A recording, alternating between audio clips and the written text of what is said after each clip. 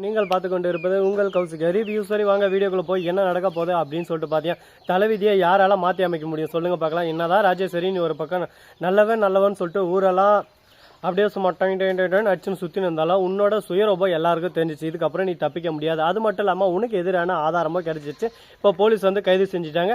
அந்த சமயத்தில் ஆமான்னு சொல்லிட்டு உண்மையை அடிக்கிற அடியில் உண்மையை ஒத்துக்கினாங்க. கரெக்டாக நம்ம விஜயும் ஒரு பக்கம் வெளியே வர போகிறாங்க. எதனால அப்படின்னு சொல்லிட்டு பார்த்தீங்கன்னா, ராஜேஸ்வரி தான் குற்றவாளின்னு சொல்லிட்டு அங்கே நிரூபணம் ஆயிடுச்சு. விஜய் எதுன்னு தான் மனைவியை காப்பாற்றுறதுக்காக தான் நான் இந்த மாதிரி பொய் சொல்லி வந்தேன் அப்படின்ற உண்மையை அங்கே சொல்லுவாரான்னு சொல்லிட்டு பார்த்தீங்கன்னா, அது இப்போதைக்கு தேவையில்லை. அவங்களே சொல்லிட்டாங்க விஜய் குற்றவாளி இல்லைன்னு சொல்லிட்டு. அவங்களோட குறிக்கோள் எல்லாமே மல்லி அரெஸ்ட் பண்ணுறது. ஆனால் இந்த இடத்துல ராஜேஸ்வரி தான் பண்ணது அப்படின்ற விஷயம் தெரிய வந்ததும் சரி ஓகே ராஜேஸ்வரியை ஃபர்ஸ்ட் கைது செய்வோம் அப்படின்னு சொல்லிட்டு ராஜேஸ்வரியை கைது செஞ்சிடறாங்க. அது மட்டும் இல்லாமல் ராஜேஸ்வரி போய் ஜெயிலில் களி தின்ன வேண்டிய நேரம். ராஜேஸ்வரி இழுத்துன்னு போறாங்க தரன்னு ஒரு பக்கம். அதை பார்த்து நம்ம விஜய் ஒரு பக்கம் அப்படியே சிதிக்கிறாரு. உனக்கெல்லாம் இது தேவைதான், தான் கூட பிறந்த தம்பியவே நாசனம் பண்ணி அவன் சொத்தெல்லாம் திருடணும், அவனை அழிச்சிடணும் அப்படின்னு சொல்லிட்டு நினைச்சல அந்த எண்ணம் தான் உன்னை அழிச்சது அப்படின்னு சொல்லிட்டு அகங்காரத்தோட ஓங்காரமா சிதிக்கிறாங்க. அதை பார்த்த உடனே என்ன பேசுறது ஏது பேசுறதுன்னு சொல்லிட்டு தெரியாம என்னடா இந்த அளவுக்கு ஒரு பக்கம் நம்மள கேவலமா நினைச்சிட்டாங்களா அப்படின்னு சொல்லிட்டு ஃபீல் பண்ணிருக்காங்க. என்னதான் ஃபீல் பண்ணாலும் அதை பத்தி நம்ம கவலைப்பட விடாதுங்க.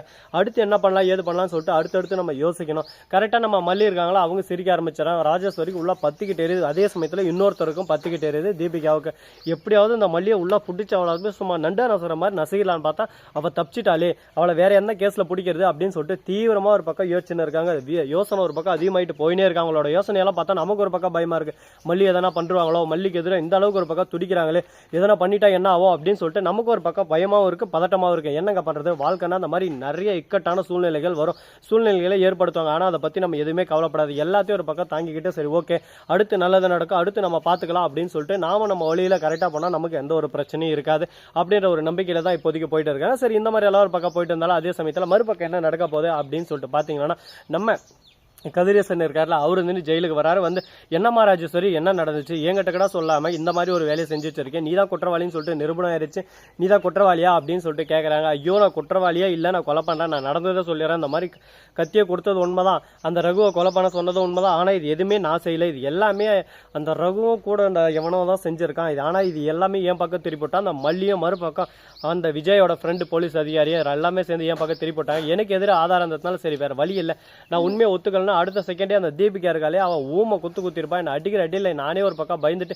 வேற வழி இல்லாம ஆமா நான் தான் பண்ணேன் அப்படின்னு சொல்லிட்டு உண்மையை ஒத்துக்க வேண்டிய நிலைமையில் தள்ளப்படும். அதனால தான் நான் ஃபர்ஸ்டே சொல்லிட்டேன், என்ன எப்படியாவது வெளியே எடுக்க பாருங்க, நான் வெளியே வந்தேன்னா அதுக்கப்புறம் அவங்களுக்கு இருக்கு உன்ன எதுக்குமா வெளியே எடுக்கணும், உன்ன தேவையில்லாம வெளியே எடுத்து நான் ரிஸ்கா வாரி கொட்டினுமா, உனக்கு ஒரு உண்மை சொல்லிட்டா நானே என் பேத்தியை காப்பாத்துக்காக காசு கொடுத்து அனுப்பினா அந்த இடத்துல என் பேத்தியை அந்த காப்பாத்துற சமயத்துல வாக்குவாதம் ஏற்படுத்துச்சு. அந்த வாக்குவாதத்தினால தான் இங்கே பிரச்சனையே அதிகமாச்சு. அந்த பிரச்சனைனால நானே ஒரு பக்கம் சீரழிஞ்சு போய் நின்று இருக்கேன்.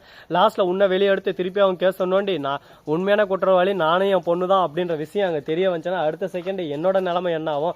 அதனால உண்மையான விஷயத்த நான் இனிமேல் வெளியே கொண்டு வர போறதில்ல, நீ தான் குற்றவாளின்றதை நீயா இருந்துக்கோ அப்படின்னு சொல்லிட்டு அந்த இடத்துல இருந்து கதிரேசன் சிரிச்சுட்டே கிளம்பிடுறாரு. அப்படியே சும்மா ராஜேஸ்வரிக்கு பத்திக்கிட்டு எரியுது. என்னடா எனக்கு ஆதரவாக இருந்த எல்லாருமே எனக்கு எதிராக மாத்திட்டான். அந்த மல்லி விஜய் இவங்க ரெண்டு பேரையும் கையில கடிச்சாங்க, அவங்கள கைமா பண்ணிடுறேன், தன்வாயே தனக்கு எதிரின்னு சொல்லிட்டு சொல்லுவாங்க. நான் சைலண்டா இருந்திருந்தாதான் ஆகியமா நானே ஒரு பக்கம் உஸ்பேரி நானே ஒரு பக்கம் ஓவர் ரியாக்ட் பண்ணி எல்லா உண்மையும் காட்டி கொடுத்துட்டேன். இப்போ என்ன பண்ண போறோம்னு சொல்லிட்டு தெரியலையே கடவுளே, ஏன் எனக்கு மட்டும் இந்த அளவுக்கு ஒரு பக்கம் கஷ்டம் நஷ்டம் துக்கம் துயரம் எல்லாமே சேர்ந்து வந்திருக்கே அப்படின்னு சொல்லிட்டு ஃபீல் பண்ணிட்டு இருக்காங்க.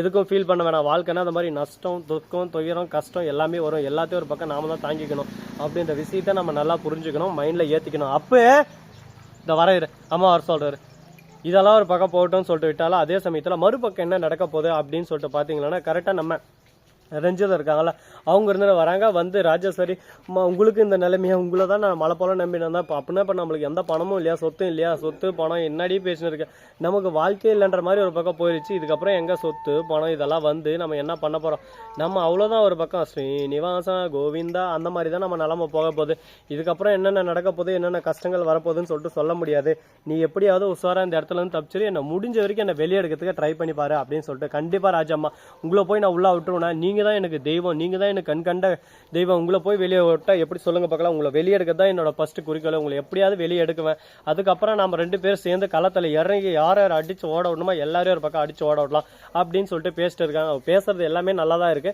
ஆனா இதெல்லாம் சாத்தியமாகுமா, சாத்தியக்கூறுல ஏற்படுத்த முடியுமா அப்படின்னு சொல்லிட்டு பார்த்தீங்கன்னா முடியாம போகலாம், என்ன வேணாலும் நடக்கலாம் ஏது வேணாலும் நடக்கலாம் சொல்ல முடியாது, பார்ப்போம். ஏதோ ஒன்று நடக்க போது அது கூடிய சீக்கிரம் நீங்க தான் பார்க்க தான் போறீங்க. சரி இதெல்லாம் ஒரு பக்கம் ஓரம் தள்ளிட்டாலும் அதே சமயத்தில் கரெக்டாக நம்ம கதிரேசன் இருக்கார்ல, அவர் இருந்துனே போய் மல்லிகிட்டே விஜய் கிட்ட ரொம்பவே கேரிங்காக அன்பாக எடுத்துக்கிறாரு. உடனே போயிட்டு அப்படியே சும்மா அப்படி மாப்பிள்ள இப்படி மாப்பிள்ள நீங்கள் சூப்பர் மாப்பிள்ள டாப்பர் மாப்பிள்ள அப்படி இப்படின்றாரு. டே நடிக்காதரா, நீ யாரு என்ன எவரை லொட்டு லொஸ்க்கு எல்லாமே எனக்கு தெரியும், நீ பண்ணுறதெல்லாம் பண்ணுவேன், லாஸ்ட்டில் நீ ஒரே எங்களுக்கு ஆப்பு வைக்க பார்ப்பேன், அதெல்லாம் ஏற்றுக்கிட்டு நாங்கள் ஒரு பக்கம் சைலண்ட்டாக போயினே இருக்கணுமா? இதெல்லாம் வாஸ்தவ வாட்டப்படாது, வாட்டமாகவும் இருக்காது. இதுக்கப்புறம் இதை பற்றி பேசி ஒன்றும் நடக்கவும் போகிறதில்ல அப்படின்னு சொல்லிட்டு பேசினு இருக்காங்க. சரி என்னதான் இப்போ முடிவு, ஃபைனலாக ஒரு முடிவை சொல்லுங்கள் அப்படின்னு சொல்லிட்டு கோவத்தோட ஆக்ரோஷத்தோட கேட்குற போது அவங்க ஓப்பனாக விஷயத்த சொல்லிடுறாங்க. இதுதான் விஷயம், இப்படி தான் நடந்துச்சு, இதுக்கு மேலே ஒன்றும் பேசுறதுக்கு இல்லை சொல்கிறதுக்கு இல்லை, இதை விட்டுருங்க இதோட அப்படின்னு சொல்லிட்டு நிறுத்திட்டு அந்த இடத்துல இருந்து கிளம்பிடுறாங்க. நம்ம தலைவர்த்தன் மாசா வேற லெவலில் ஒரு பக்கம் ரெடி ஆகிட்டு இருக்கான். உனக்காக தான்டா வெயிட்டிங் அப்படின்ற மாதிரி தான் ஒரு பக்கம் இருக்குது. பார்ப்போம் என்னென்ன பண்ண போகிறான், எப்படியெல்லாம் ஒரு பக்கம் மாசா கிளாஸாக ஒரு பக்கம் ட்ரெண்டிங்கில் வந்து எல்லாரையும் ஒரு பக்கம் துவம்சம் பண்ண போகிறோம். அது மட்டும் நிச்சயம், அந்த நிச்சயமான ஒரு நிமிடம் எப்போ வரப்போகுது, அதுக்காக தான் நாங்களும் ஒரு பக்கம் காத்திருந்து காத்திருந்து காலங்கள் போனதடி அப்படின்ற மாதிரி தான் ஒரு பக்கம் போயிட்டு இருக்கு. அந்த காலம் கடந்தும் எல்லாம் நல்லபடியாக நடக்கும் அப்படின்ற நம்பிக்கையோடு நாங்கள் இருக்கோம். அது போல் எல்லாமே நடக்குமான்னு சொல்லிட்டு பொறுத்து வந்து பார்க்கலாம். ஸோ நண்பர்களே, இந்த வீடியோ பிடிச்சிருந்தா லைக் பண்ணுங்கள், கமெண்ட் பண்ணுங்கள், ஷேர் பண்ணுங்கள், டிண்டிங் பெல்லை தட்டி விட்டு போங்க. அப்போ தான் நான் போகிற அடுத்த வீடியோ உங்களுக்கு உடனுக்குடன் நோட்டிஃபிகேஷனில் வந்து கொண்டே இருக்கும். மிக்க நன்றி, தேங்க்ஸ் ஃபார் வாட்சிங், டாடா, see you, நன்றி, வணக்கம், வந்தனம், வருகை தருக.